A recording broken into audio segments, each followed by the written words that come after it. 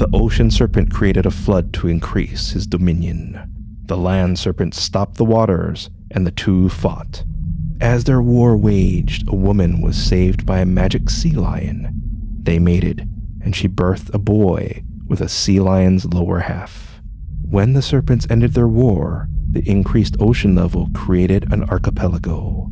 The ocean serpent was needed elsewhere, but it noticed the human sea lion. The serpent gave it some of its power and left him in charge of the ocean. The hybrid was the Mapuche king of the sea, El Millalobo. And this is Legends from the Pacific.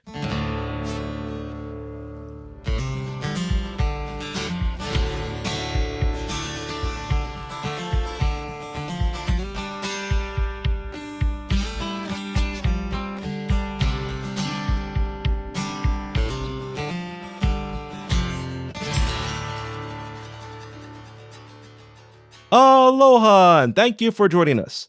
This is Legends from the Pacific, episode 97, The Mapuche King of the Sea, Millalobo. I am Kamuela Kaneshiro, a native Hawaiian professional writer, speaker, and Comic-Con panelist with extensive film and television experience. I study mythology, I've encountered unusual things, and I'm a geek.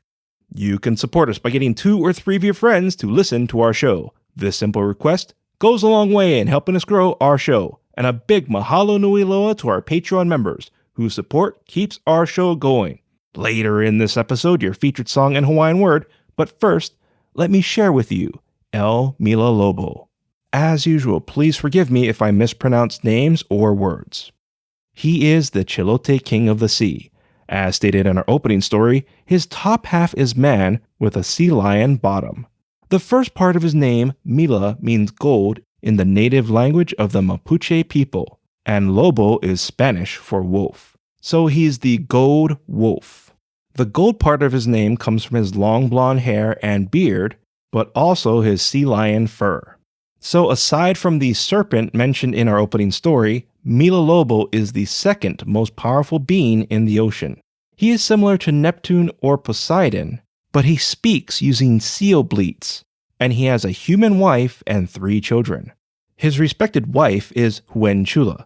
She made a list of how to harvest shellfish, which included picking them only with your hands, not to fight over them, no wheelbarrows or trucks were to be used, and take only what you need. She is believed to punish whoever overfishes or misuses the ocean. The oldest ocean child is the water nymph La Pincoya. Then there is the ocean prince, Pincoya, who is half man, half sea lion, like his father.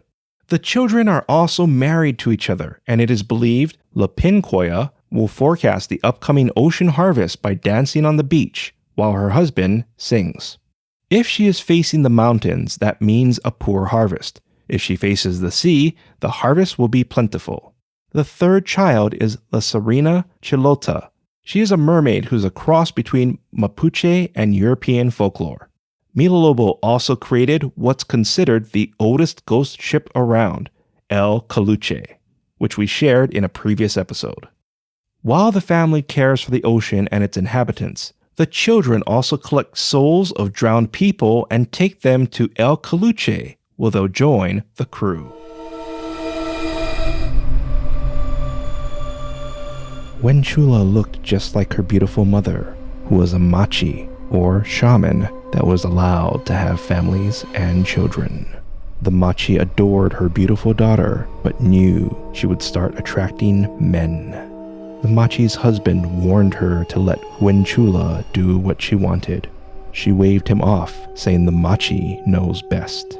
She filled Huenchula's time by making her collect water from the lake. Huenchula never complained and always obeyed. As she collected water, her reflection was replaced by a handsome man with a blonde beard and streaming hair. Huenchula believed she was seeing things, but the lake continued reflecting the image. Her trips became more frequent. She prettied herself and skipped to the lake. One day, her mother stopped her. "Why are you going to the lake? We have enough water." Huenchula blushed. "We could always use more, right? You never cared about how you looked before, And you hurry there, but stroll back. What's going on, and don't lie. Wenchula deflated. Mother, there's someone in the lake. I knew it. Which boy, and from what side of the lake? Not a boy, a man, and not near the lake, in it. The machi's eyes narrowed. Mother, he's so handsome, with blonde hair and a beard. Enough! The machi grabbed Wenchula's wrist. What's going on in here? Wenchula's father said. The machi tossed Wenchula's wrist. Go to your room. Wenchula crept away. Her father crossed his arms. Don't look at me like that. I'm protecting her. From who? Men. He held his wife. She's seen Millalobo in the lake. He kissed his wife's head. We knew this day would come. Let's go to the lake and see him. She broke away. You're not listening to me. She's not ready. She needs more time, and she'll stay here until I figure something out. The machi knows best. Wenchula cried in an empty room. Her mind said it didn't make sense for her to hurt for someone she barely knew. But her calling heart insisted she knew him. When the moon was high, Wenchula's whispered apologies fell on her sleeping parents, and she left. About a year later, she returned. Her parents were furious and shocked. She carried a bundle. Wenchula smiled. I met Millalobo. We married, and this is our daughter. But Millalobo is coming. We have little time, but much to prepare, so he may be among us. Her mother gasped. Our granddaughter? Yes, mother, but she's not ready to be seen. We must prepare so my husband can join us.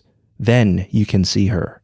Wenchula secured the bundle on the table and told her father about the preparations. Her mother approached the bundle. They don't understand. She loomed over it. I'm not just anyone. She peeled back part of the bundle. I'm her grandmother. She opened it. The machi knows best.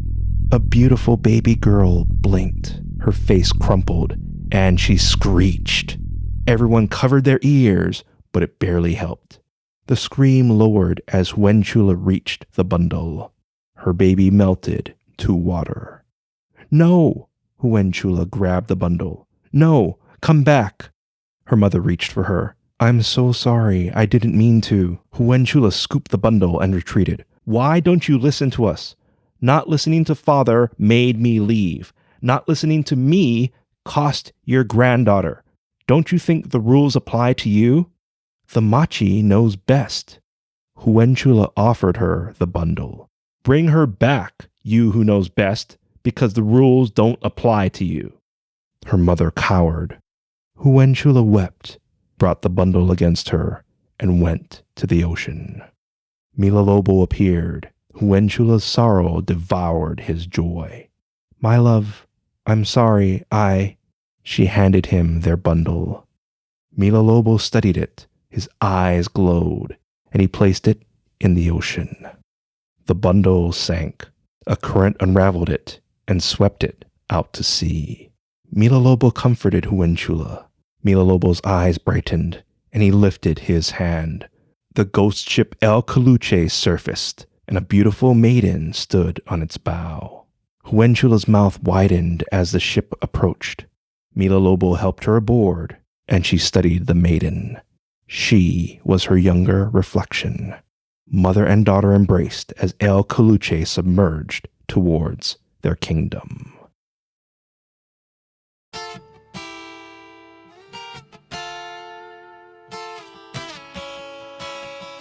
Today, few know Mapuche mythology, but this may change with the animated film Nahuel and the Magic Book. Also, evidence was found suggesting Mapuche encountered Polynesians. Sadly, the Mapuche people have spent centuries in violent struggles, beginning with Spanish explorers to modern-day organizations and the Chilean government. Their language is classified as dying, with only about 200,000 native speakers. I've always hoped our show could provide cultural understanding and help foster an appreciation for things that seemed strange, and I thank you for being part of our mission. If you like what you heard, please give us a rating and write a review. I'd really appreciate it. Our theme song is Mystery by Tavana, courtesy of High Sessions. Sound effects are by Sound Effects Factory. Our music coordinator is Matt Duffy, aka DJ TripleBypass. Links and show notes can be found on our website, legendsfromthepacific.com, including a link to your featured song, which is Ho'omai Ka'i by Patrick Landenza, courtesy of High Sessions. Legends from the Pacific was written, produced, and edited by me, Kamuela Kaneshiro. I also wrote our original stories. Your featured Hawaiian word is Leona Kai. Leona Kai means sea lion. An example of Leona Kai is, Leona Kai may look like seals, but Leona Kai have ear flaps. Once again, Leona Kai is Hawaiian for sea lion. So, Hawaii's endangered monk seal doesn't have ear flaps, which means it is not a Leona Kai. Thank you once again for listening. Mahalo and a hui ho!